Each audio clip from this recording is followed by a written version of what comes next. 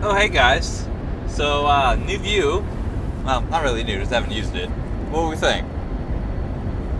It's the ultra wide lens, so things are going to be a lot further away than they appear, but you'll get to see a lot more. It's a fisheye lens, so you get to see my filthy hood, my little whippers over there, my little wiper, both my hood mirrors. Makes my phone mount up there on the windshield look hilariously long, although that length is probably more accurate. Uh, oh, downside about cameras though, it makes things appear, like either not appear as dark or, for example, smoke look non-existent. Which let me tell you, it is definitely existing out here. Currently in Montana, heading east on I-90, so you just pass that sign. Well, that's another thing. But this view is going to be a lot harder to read signs. Well, that one you can read the speed limit sign very, very easily. But poor Spokane, though. Poor Spokane. For those who don't know, which kind of hard for you to not know, but hey, my buddy told me, and he's from Kentucky, that it's not making the news where he lives, so. But Spokane is burning. It's got 3 fires. 1,000+ buildings have, as of middle of like the week. So what? It's the 9th. Middle of the week, last I checked, 1,000 buildings. Probably close to 1,200 now at this point. Well, let's just say 1,000. So far, as I can tell, nobody's died. The biggest fire was man-made. It was started on purpose and planned. The guy waited for 2 weeks for high temps, high wind, and low humidity, even though Spokane is not very high humidity, but he waited till all 3 were the best for fires. So fuck that guy in particular. But it's bad. And then you add in all the other fires out west, because this is Washington's worst year for fires. This is the most acres they've had get burned since they started recording it, right? I had a hard. Okay, so I don't suffer at all with breathing. I don't. And I yesterday had a hard time breathing. Felt like it felt like I had a giant weight on my chest. I don't really. I'm a shallow breather. I don't have to really open my lungs to really breathe. I'm usually 98-99% blood oxygen, so it means my blood is absorbing oxygen very well. But I actually had to, take a breath multiple times. And it smelled so bad, I was even coughing too.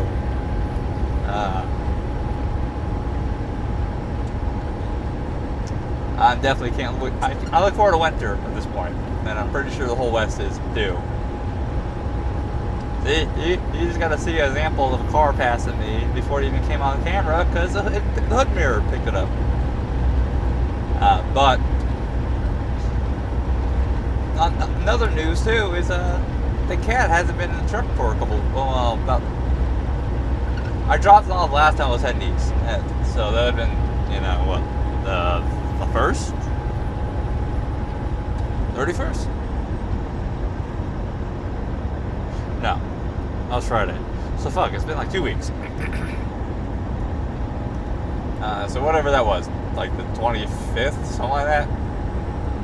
And it was, just drop him off at home and get him to the vet for his annual exam, get a lab work done, get a bladder check, so they take a sample of his pee, and just overall wellness. Come to find out, when I was making plans to go pick him up, I was preparing myself to pick him up. I just had to get home first, which still not there, right? I get a call. Whatever this last Monday was, 2nd? I think it was the 2nd. That sounds right. that he has a UTI. And I was like, what the fuck? Because he's never had one. So, but he is a very exceptionally cleaned cat. Like, he will clean himself. And he, like, so, but he finally had one. And that's usually how cats get it, is they get that, especially in the males. They either clean themselves like crazy or from the litter box. And even if it's clean, all it takes is, for obvious thing to touch obvious thing. But they said they gave me 3 choices: give him a shot, antibiotic shot, or give him 2 orals. One's liquid and one's chewable. And I went like, nope. I learned my lesson. Like, I can pretty much get him to do the oral stuff, especially a chewable. The chewable is a lot easier than liquid. The liquid, he starts foaming in the mouth and spitting it out. It's like rabies. That's what it looks like. It literally looks like he has rabies. Chewable, I don't know. He's eaten them before. It's just then he just randomly just stopped. Like, you got 3 or 4 days into chewables, and it's like, okay, I'm done with these, and just stopped. So I give him the shot. Had the woman take him in, the next day, or no, that afternoon. And downside is now he's there till the end of the month for August, which is weird because he's got to go on the 17th. He got his shots too when he was at the vet, right? Got all his shots again. But he went to he's supposed to go not this Monday, but the 17th to get another analysis done to see if the UTI is gone, which it should be. And then at the end of the month, he's got to go get a booster for one of his shots.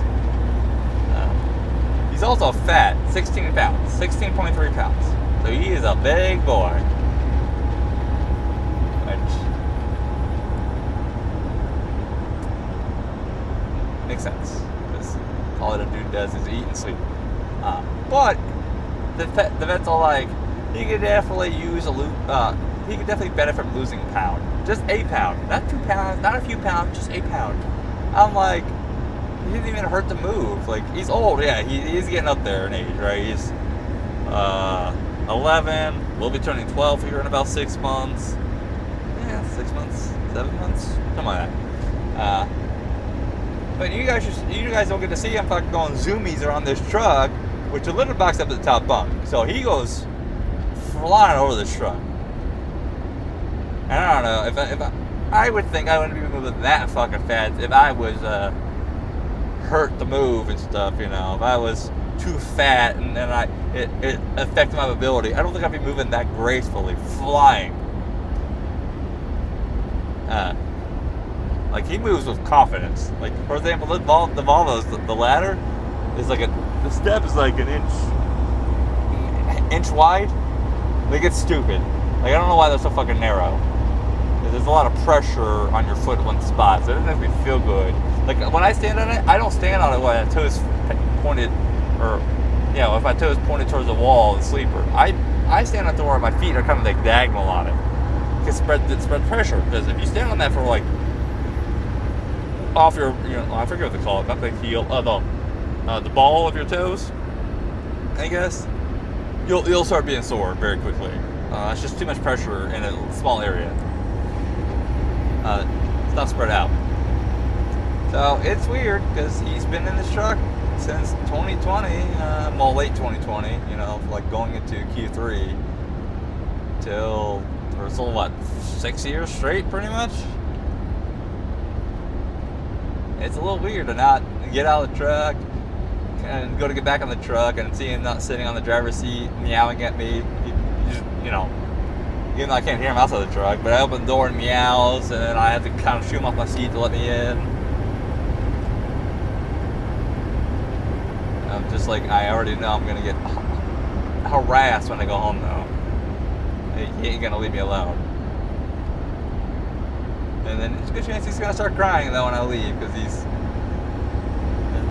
you kind of have to prepare. When you leave him, you have to kind of prepare it. Otherwise he just whines like a big baby. He'll howl and howl and howl. Big old baby. But the truck's doing good. like I said, 7.7 MPG going east, 35,000 pounds. Finished going west with 8.2. So, truck's doing good. Should be better. Should be doing much better here, but by the end of the year, assuming nothing catastrophically goes wrong. But hey, if I can look forward to getting like high 7s, 8 MPG average next summer, that's going to be amazing. Or next spring. The real question is, what am I going to get in the winter time? That's the real question. I bet you winter won't really kick off till January, next year. So it's going to be a little interesting because it is going to be a warmer winter again.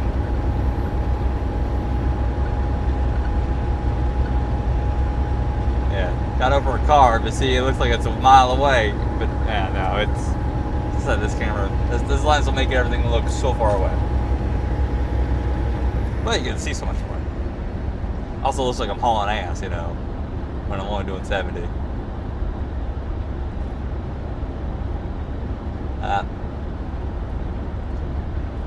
Yeah, but I got told yesterday that the Northwest is finally starting to have hard time covering their loads. So the rates might be going up even more for this stuff. Yes. Still works for me.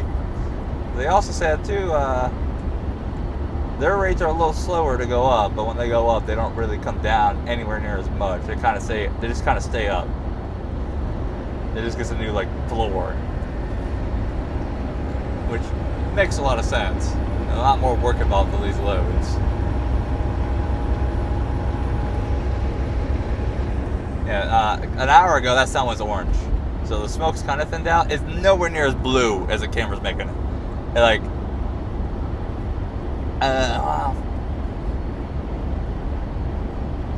For example, take about the smoke, even the ultra wide lens. There's mountains all around me. There's mountains to my right, which would be the west. There's mountains straight ahead of me. I'm literally looking at a mountain that's covered by smoke, yet you can't see it. Although I could zoom in. Can I do the zoom in?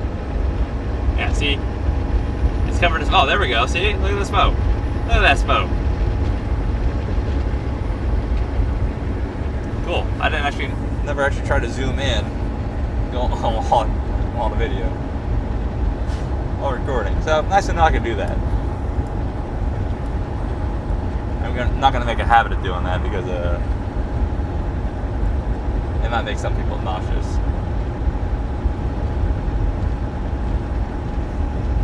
But I am definitely looking forward to get my cat back on the truck,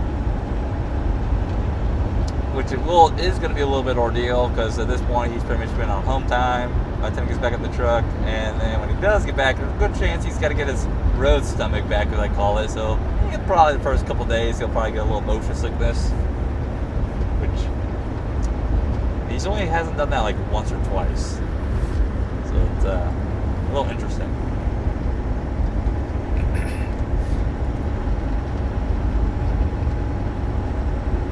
But we should definitely also be preparing for these fuel prices to be kind of up for, let's just say, another year.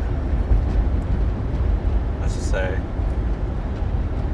I have a feeling there's going to be a lot of worldwide global adjustments to the way things are routed and shipped based off what this has shown people.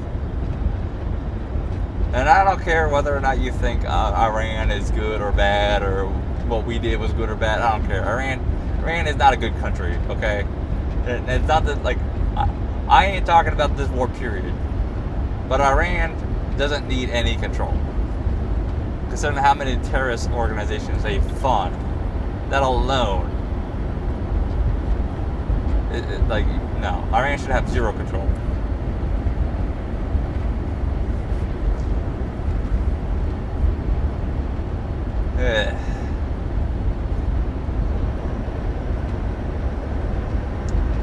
But what do I know? I'm just some driver. Just some driver. Big Twat Baba.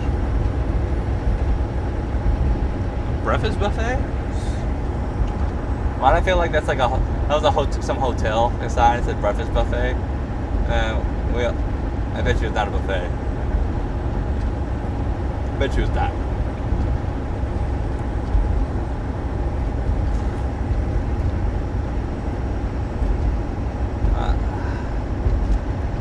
I gotta start looking at planning my next 12 months of expenses on this truck. Possibly new trailer. Okay. New trailer no matter when. I'd like to get in Q1, Q2. Could it be more likely closer to Q3? Yeah, good chance. Pretty good chance. Considering how much money I'm having to spend between now going to Q1 next year on this truck. Just to kind of make sure I get ahead of things and get myself some room to work with, you know. Like, let's see. Top of my head, I still got front end, replace the whole front end, drive tires, fifth wheel, injectors, which means overhead tube, and the gasket up there. I forgot what they call that. The valve cover gasket. And then end up doing an intake booster sensor too, which I might be able to do that myself, but I don't think I'm gonna risk it. Just knowing how, I don't think I'm gonna have to do that when they do the injectors, because I'll give them the part, but if that bolt breaks, it goes down to the valves. So I'd rather than to do that, you know, that way in case it breaks, I can just immediately fish it out, you know, put a magnet down there and fish it out. And then, let's see, clutch, flywheel, pop up in the transmission, check it out. Timing cover gaskets.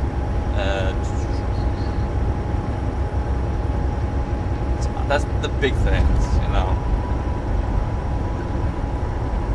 Like that, all that right there, like the front end is 5.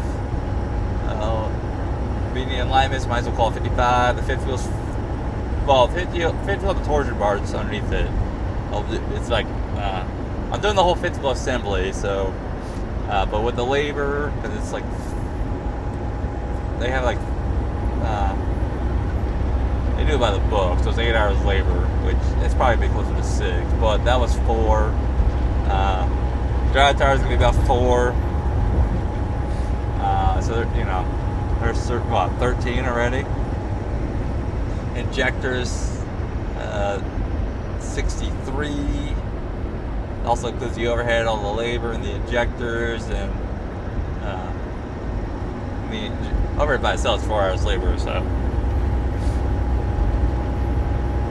although the book calls 6 to 8 hours, but it's closer to 4. But this is middle it out, say 6. The transmission work, that's 8 hours to drop in, put it back up. So 4 to drop, 4 to put it back up. So all the transmission work is going to be like a full day by itself, you know, and the timing gaskets.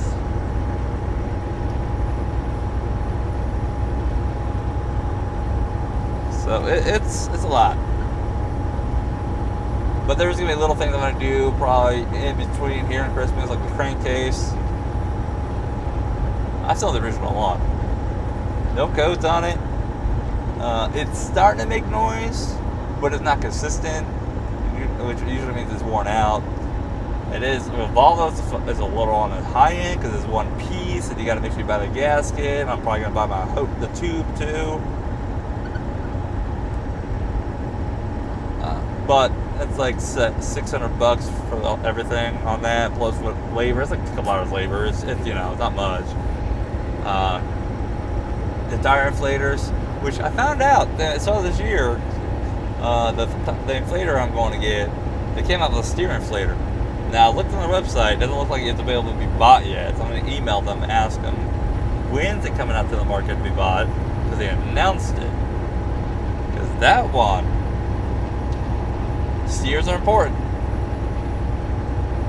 And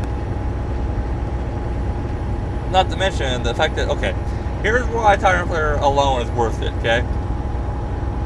even a deep beaded tire, if the hole is below, let's just say like a dime size, right? Oh, even below dime size, a tire can beat itself back on by rolling down the road with the tire inflator, because it'll heat up, it'll mold and grip, and then as soon as it grips just right, the air starts inflating, right? It won't hold air, obviously, when you park, but you won't be put out of service, because they changed the rules, or that would put you out of service last year. Well, going to 26, as long as you have a tire inflator and it holds air above 50%, you're no longer out of service. But you have to have a working tire inflator, which I don't know if they can tell it's working, but there's that. So like, not doing a roll call alone. Okay, so that tire inflator for the drives, it's like $600 a month. But I'm also getting a little bit more fancy one. Like mine will be have a tracker on it, so I'll have a tracker built into the truck in an unconventional way. I can change the PSI of the tire remotely. So like depending on the season, like in the wintertime I want harder tires, you know. But in the summertime maybe I want to drop that a little bit, right? And when I say harder tires, I mean like maybe 10 more pounds, you know, nothing like where they're fucking brick hard. Same thing with steers. Because your truck's got to work hard to push through winter air, so having less rolling resistance helps you. But the steers, that steers one is important too. Well, not to mention, okay, here's another thing. It's like where I run, I could have a 40 PSA drop just overnight, just sitting where it's cold enough. You know how long 40 PSI, like how long it's going to take you to air up your tires using the truck, hell, even using I'm sure you can do a truck stop, you know, but you don't always have the capability of doing that right away. But like you can have a battery operated tire inflator, right? You know, there's some ones like that. You put a little fucking, you set the PSI and just goes, so it hits it. It's not quick. It is not quick. It takes a bit. So having like the tire inflator I'm looking at, it only works in motion, so that it's less moving parts, and the pump only works when the wheels are rolling, because it doesn't use a truck to build its own air. Right? It doesn't use the truck's air to build. It uses its own. It has a centrifugal pump that attaches to the hub of the wheel. Well, it kind of hovers over it, right? You see them all the time on trucks. So now I'm going to rely on the truck system. It's also good. And I can service every single part. I can install it myself. I can service every single part of that thing. I can order them. I can even order the hub thing, you know, the pump. It's not some special thing that's built into like the hub oil, the hub seal, you know, where it's like, great, I have to buy a $100 fucking seal, I gotta buy hub oil. It's probably gonna be a mess, so I mean, I can do it myself if I have a good capability of being able to get, like, clean up the oil or clean it out, whatever, you know. Not to mention those hubs, those not really glass, but the glass hub seal, hub caps. That's what they are. They haven't known just to kind of just randomly just break, just blow apart. We just had one happen on a trailer of ours a couple months ago. It just going down the road and it just went boom, just cracked apart. No reason, just broke. She just randomly breaks. So having a pump that is separate from the truck, that way if it breaks, it doesn't just dump out all kinds of air out of the truck or whatever, works for me, you know.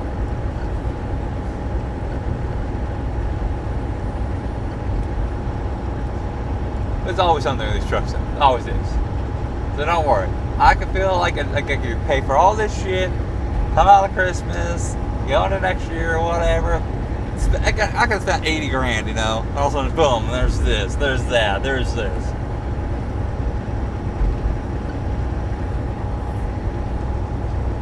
Not all of them catastrophic. But like up here, for example, the weekend in Montana, you know what you don't see? You don't see really anything. Although school started again, so like that's also why there's less traffic on the road. But like, there ain't nothing out here. Nothing's open in Montana on the weekends. But like, to be fair, it was Easter. But 2 Easters ago, when I blew a trailer tire going east on Montana, this was up towards Columbus, right? But I was like, well, no, that's around, where was I?